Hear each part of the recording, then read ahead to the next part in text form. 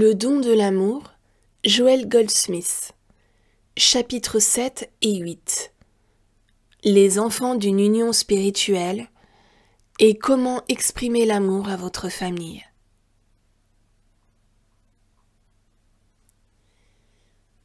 Un homme et une femme qui se marient, avec la conscience éclairée que les enfants nés de leur union ont une destinée plus élevée que d'être uniquement nés de la chair, reconnaissent la vérité spirituelle que Dieu va apparaître sur terre sous une nouvelle forme. Qu'un autre Fils de Dieu va se manifester. Non pas leur enfant, non pas quelqu'un qui leur ressemble, mais quelqu'un qui ressemble à Dieu et agit comme Dieu. Lorsque deux personnes s'unissent dans le mariage avec cette conscience-là, leurs enfants naîtront dans leur état christique, car avant leur conception, leurs parents sauront que leur union ne constitue que leur participation au fait d'amener l'enfant en expression visible.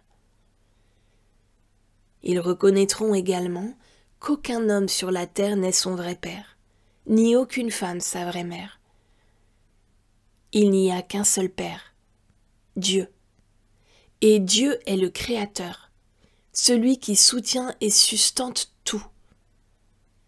Les parents ne sont que les instruments par lesquels la grâce de Dieu exprimée en tant qu'être individuel vient sur la terre. C'est Dieu qui est le père et la mère de l'enfant, son principe créateur. Par conséquent, tout ce que Dieu est et manifeste deviendra la nature de l'enfant. Lorsque l'Esprit de Dieu sera universellement reconnu, une différente souche d'enfants viendra au monde. Ces enfants manifesteront alors non pas la gloire de leur parenté humaine, mais celle de leur parenté divine, exprimée en tant que la grâce et les capacités de ce parent divin.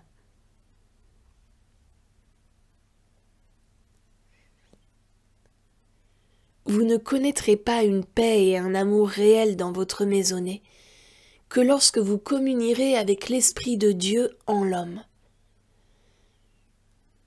Le chemin est étroit et resserré, et peu nombreux sont ceux qui veulent bien s'engager dans la pratique nécessaire pour atteindre une conscience de cet esprit. Si vous attendez d'un homme ou d'une femme qu'il soit bon, ou si vous recherchez l'honnêteté chez quelqu'un, vous risquez d'être trompé et déçu maintes et maintes fois. En outre, si vous regardez les hommes et les femmes honnêtes, en négligeant de voir le Christ en chacun d'eux, ne croyez pas un seul instant que l'un d'entre eux ne vous jouera pas quelque tour un jour ou l'autre. Alors que si, dans toutes vos relations humaines, vous vous appliquez à voir, à travers chaque personne, l'Esprit de Dieu qui l'habite, vous serez protégés contre les méchants de ce monde, et aucune arme forgée contre vous ne réussira. Au moment où l'Esprit de Dieu pénètre dans votre âme, vous voyez avec des yeux différents, et vous perdez tout sens de masculin, féminin, jeune, vieux, malade ou bien portant. Vous voyez l'identité spirituelle de tous ceux avec lesquels vous entrez en contact, et votre vision éveille en eux la conscience de cette identité. Dans votre réelle identité, vous êtes l'enfant de Dieu. Mais cette filiation est tellement enfouie dans votre état humain que vous avez perdu la conscience et la faculté de contempler le Christ dans les membres de votre famille.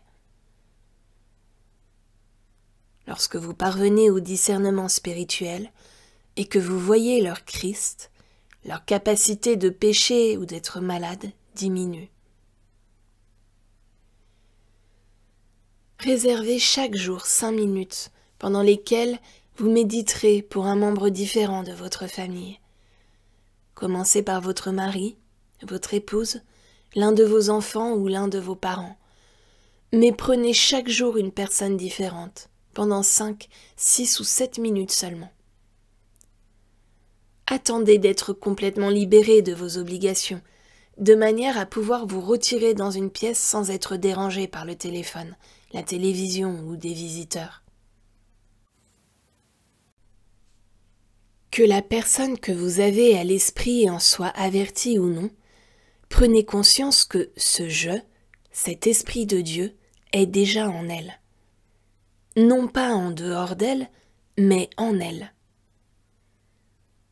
Reconnaissez que le Christ frappe à la porte de sa conscience pour être reconnu. Maintenant, je vois l'enfant de Dieu, l'Esprit de Dieu en toi. Je ne prête aucune attention à ta condition humaine, ni au degré de bonté ou de méchanceté, de maladie ou de santé, d'ignorance ou de sagesse. En cet instant même, je ne regarde pas tout cela parce que je contemple maintenant l'Esprit de Dieu en toi. J'élève le Christ de Dieu en toi. J'élève l'enfant de Dieu hors de la tombe de ta condition humaine.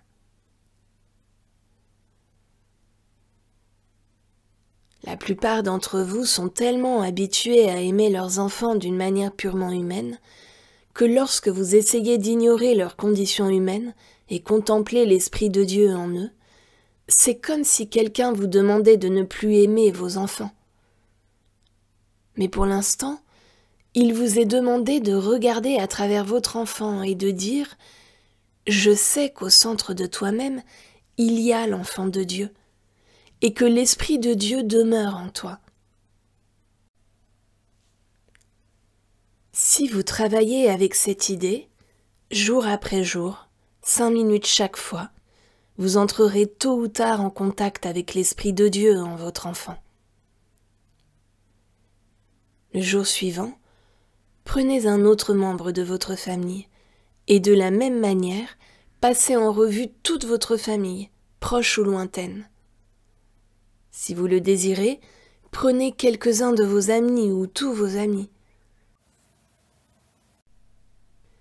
Mais rappelez-vous que vous ne ferez jamais l'expérience de la paix sur la terre avec des êtres humains, car chacun d'eux possède un ego qui cherche à se protéger, fût-ce à vos dépens. La paix ne vient que lorsque vous reconnaissez l'enfant de Dieu en chaque membre de votre maisonnée.